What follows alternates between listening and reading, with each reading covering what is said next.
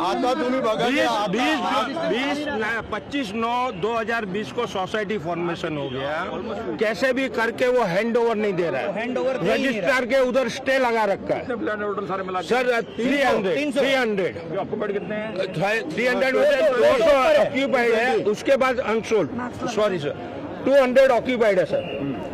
Sir इतना परेशान कर रखा है। इसका बिल्डर का नाम क्या है? ये जो कैलाश अग्रवाल, निश डेवलपर, निश डेवलपर निशांत अग्रवाल, कैलाश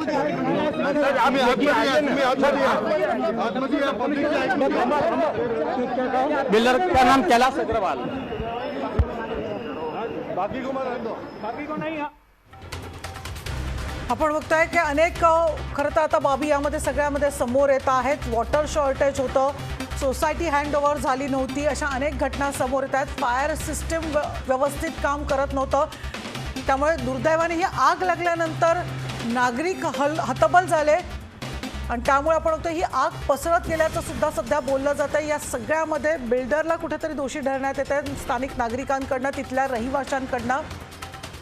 वरती राहणारे रेसिडेन्शियल लोक खाली उतरलेले आहेत, त्यांचं असं म्हणणं आहे की इनलिगल काम चाललेलं आहे, की आम्ही पैसे भरलेले आहेत आणि आम्ही जर पैसे भरले याच्यामुळे सगळे जबाबदार आहेत, प्रशासन सगळे जबाबदार, त्याची चौकशी झाली पाहिजे। तर या लोकांनी स्थानिक लोक सगळे तर आता मोर्चा हे करणार आहेत, हे चाललेलं काम आहे, शो करा तुम्ही कॅमेरा मारा, हे सगळं इनलिगल काम चाललेलं आहे आणि याला सगळं प्रशासन जबाबदार आहे।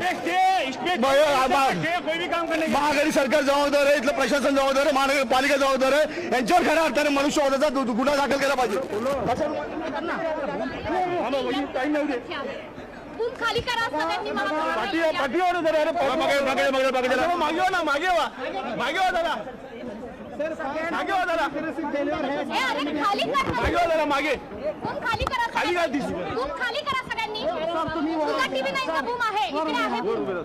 तुम्ही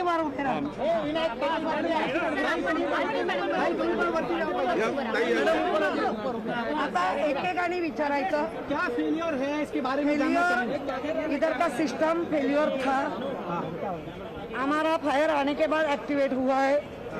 इधर का सदस्य लोगों का कहना है पहली बार हमारे पास के सामने पहली बार ये कंप्लेंट अभी आई है, हमें मौका अभी मिला है उनके ऊपर कार्रवाई करने का।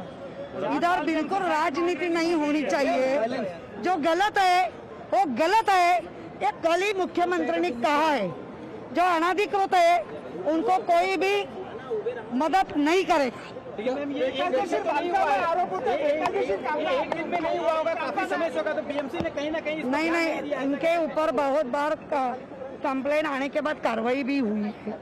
खाली अभी जो हादसा जो घटना घटी है उसके बारे में पहला सोचने दो, उसको कंट्रोल करने दो। उसके बाद ये हाई प्रोफाइल सोसाइटी है, पढ़े लिखे लोग हैं, तो उनके बारे में अभी आयुक्त के सामने कंप्लेंट आई है। खुद आयुक्त इकबाल चौल सर इसके ऊपर बहुत ही बड़ी कार्रवाई करेंगे।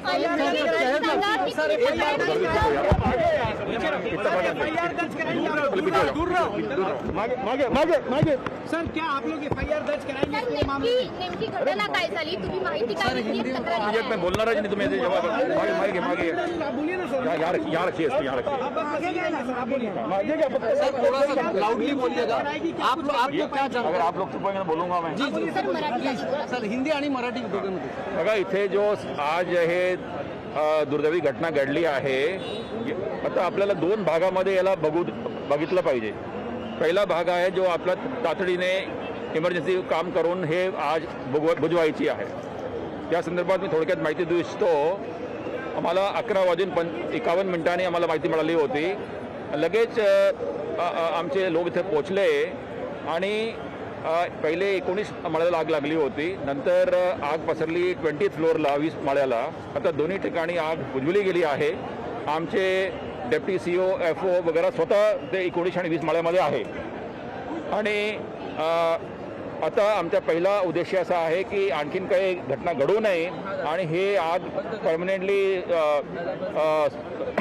बंद झाली पाहिजे, कारण परत आग लागू शकतो, कारण आत बरेच मटेरियल आहे, धूर येतो आहे। सध्या आमचा पहिला टास्क आहे की हे आग परमनेंटली बुजवली गेली पाहिजे. आणि याच्यामध्ये एक व्यक्तीची अरुण तिवारी म्हणून व्यक्ती होता 30 वर्षाचा, त्यांनी वरून 19 फ्लोअरवरून काहीतरी पडले आणि त्यांची मृत्यू झालेली आहे. KM हॉस्पिटलची माझ्याकडे रिपोर्ट आलेली आहे. आणि दुसरा जे काही काय अनियमितता आहे, कारण OC मिळाल्यानंतर सुद्धा व्यक्तीला ते काही ज्या इलिगल बांधकाम झाले असेल तर त्याची इन्क्वायरी होईल आणि मी सर्वांना शब्द देऊ इच्छितो की कडक कारवाई करण्यात येईल. मैं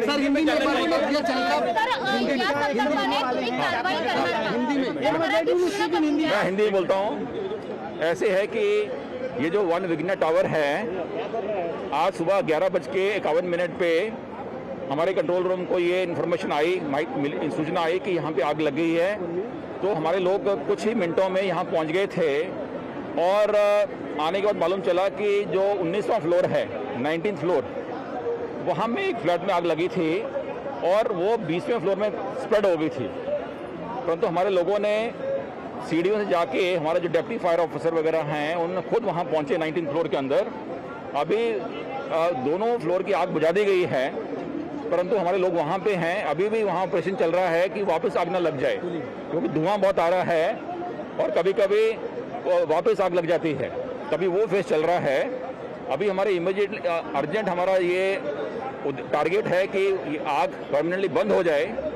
उसके बाद में जो सेकंड पार्ट है कि क्या गलतियां थी, किसकी गलती थी, क्या इलीगल था, क्या लीगल था, उसके बारे में डिटेल इंक्वायरी की जाएगी और कड़क कार्रवाई की जाएगी. वजह अभी मालूम नहीं है, हमारे लोग बताएंगे कि ऊपर से लोग नीचे आए नहीं है अभी. हाँ, उसके बारे में मेरे इतनी इन्फॉर्मेशन है. उनका नाम अरुण तिवारी था, उनकी 30 वर्ष उनकी वाइफ उनकी एज थी और वो बाहर लटक गए थे. और जब हमारी फायर ब्रिगेड आई, हम उसको रेस्क्यू करने से पहले वो अपने आप नीचे गिर गए हो और उनको हम इमीडिएटली KM हॉस्पिटल में ले गए. वहाँ पे डीन ने उनको डेड डिक्लेअर किया हुआ है. अभी मेरे पास उसकी इन्फॉर्मेशन नहीं है. सर, फायर फायटिंग व्यवस्था ही कार्यरत नव्हती का या इमारतीची? हां, इथे जे काही फायर, आता हे काय आहे की मी आल्यानंतर हे सर्व माहिती माझ्याकडे उपलब्ध नाही. ती माहिती मी घेणार आणि परंतु मी सर्वांना हे आश्वासन देतो की कडक कारवाई केली जाईल. सर, या ठिकाणचं जे व्यवस्थापन आहे, व्यवस्थापनाच्या विरोधात बऱ्याचशा तक्रारी आहेत. व्यवस्थापनाच्या विरोधात बऱ्याचशा तक्रारी आहेत.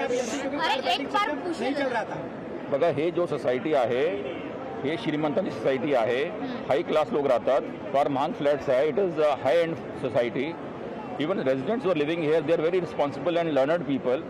We will conduct an inquiry, and if any they are found wanting, action will be taken. But right now, our objective is that there should not be any further loss of human life here. Sir, पाण्याची कमतरता आहे का आग विझवण्यात? आमच्याकडे काही issue नाही आहे. We have sufficient resources and we already swing the fire. Sir, प्रश्न हा उपस्थित केला जातोय की वरनं एका व्यक्तीला लटकावं लागलं, तर ही व्यवस्थापनाची चूक आहे का? इथली फायर फायटिंग व्यवस्था एस्केप मार्ग नव्हता का? ते सर्व आता जेव्हा सखोल एन्क्वायरी होईल तेव्हा ते आढळून येईल की काय पार्श्वभूमी होती आणि कोणाची चूक आहे किंवा नाही. आपण स्वतः एन्क्वायरीचे आदेश देतात तातडीने? एन्क्वायरी होणारच. सर, आधीची परिस्थिती काय आहे आणि नेमकं काय आता कशा पद्धतीने महापालिकेवर आरोप होतोय, या संदर्भात काय कारवाई? नाही, त्याच्यावर मी काही भाषण करणार नाही. मी माहिती दिलेली आहे आपल्याला. अर्थात आपण बघितलं पालिका आयुक्त या ठिकाणी पोहोचलेले आहेत. आपण हे सगळ्या इमारतीचं आता चौकशी सगळी केली जाईल. प्राथमिक माहिती जी मिळते आहे त्यामुळे दुर्दैवानं या इसमाचा मृत्यू झाल्याचं कळत आहे. 30 वर्षे हे इसम होते. हात सुटला, सटकला आणि ते खाली पडले आणि त्यामध्ये त्यांचा मृत्यू झाल्याचं कळत आहे. त्यांना जवळच्या रुग्णालयामध्ये दाखल करण्यात आलं होतं. आणखीही 2 जण अडकले असल्याचं बोललं जातं, पण निश्चित स्वरूपाची माहिती मिळत नाही. रुपाली बडवे आपल्या प्रतिनिधी आपल्याबरोबर आहे. रुपाली, आता एक एक खरं तर गोष्टी आता समोर येतात आणि ज्या गोष्टी समोर येतात त्या खूपच धक्कादायक आहेत. एकीकडे वॉटर शॉर्टेज होतं या इमारतीमध्ये, फायर सिस्टीम जी होती ती व्यवस्थित नव्हती. या सगळ्याचा परिणाम आपण बघतो, ही आग वाढताना बघायला मिळालेला आहे आणि थेट सगळं आता बिल्डरवर कारवाई करावी म्हणून मागणी केली जाते. काय नेमकं परिस्थिती आहे? नक्कीच मनुष्य, आपण बघत आहोत ज्या इमारतीमध्ये आग लागलेली आहे, आपण त्याच इमारतीच्या परिसरामध्ये आहोत. आपण बघतो मोठ्या संख्येने सगळे नागरिक जे आहेत ते खाली उतरलेले आहेत. खरं तर नागरिकांमध्ये संताप